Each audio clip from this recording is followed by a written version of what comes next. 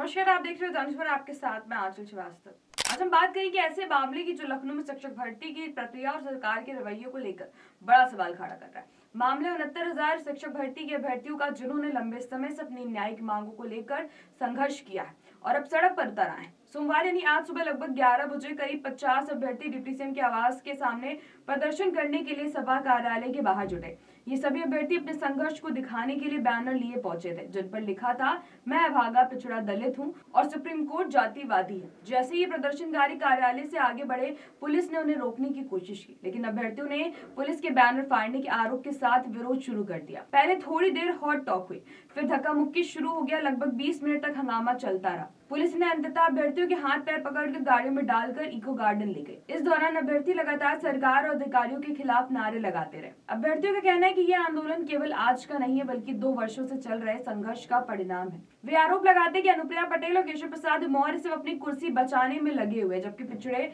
और दलित वर्ग के हितों की अनदेखी की जा रही है। उनका कहना है कि हम रोज आएंगे, देखते हैं पुलिस कब तक रोकती है, जब तक सांस है तब तक लड़ाई लड़ते रहेंगे। धरना प्रदर्शन का नेतृत्व कर रहे अमरीन पटेल और धनंजय गुप्ता ने बताया कि ये भर्ती प्रक्रिया वर्ष 2018 में शुरू हुई थी। इसके परिणाम में व्यापक स्तर पर आरक्षित वर्ग के अभ्यर्थियों के साथ अन्याय हुआ है। इन्हें नौकरी से वंचित किया गया है। इसके बाद अभ्यर्थियों ने लंबी न्यायिक प्रक्रिया शुरू की और 13 अगस्त 2026 को लखनऊ हाईकोर्ट की डबल बेंच ने इन अभ्यर्थियों के हित में आदेश दिया। अदालत ने स्पष्ट किया कि नियमों के अनुसार अभ्यर्थियों को नियुक्ति दी जाए, लेकिन सरकार ने इस आदेश को नजरअंदाज किया और हीला हवाली की। अमरीन पटेल ने कहा है कि इससे पहले उन्होंने कई बार केशव प्रसाद मौर्य के आवास का घेराव किया है। तब उन्हें त्वरित न्याय दिलाने का आश्वासन दिया गया था, लेकिन अधिकारियों ने अभ्यर्थियों की बात को गंभीरता से नहीं लिया।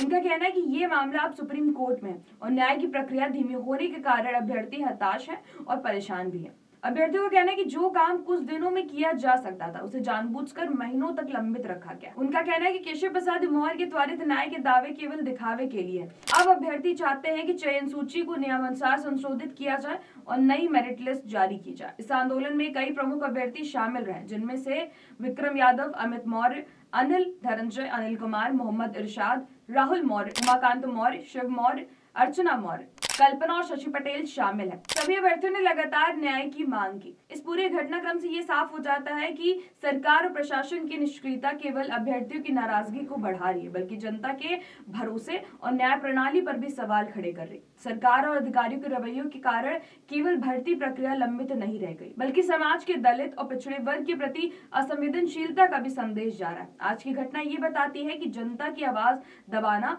और न्याय की प्रक्रिया को टालना लंबे समय तक शांत नहीं रह सकता। ये आंदोलन केवल नौकरी की मांग नहीं है, बल्कि न्याय, समानता और प्रशासनिक जवाबदेही की लड़ाई भी है। अभ्यर्थी स्पष्ट कह रहे हैं कि जब तक उनकी न्यायिक मांगे पूरी नहीं होती, वे लगातार संघर्ष जारी रखेंगे। तो ऐसी देश और दुनिया की बड़ी खबरों पर नजर रखने के लिए आप जुड़े रहिए जनएक्सप्रेस के साथ। नमस्कार।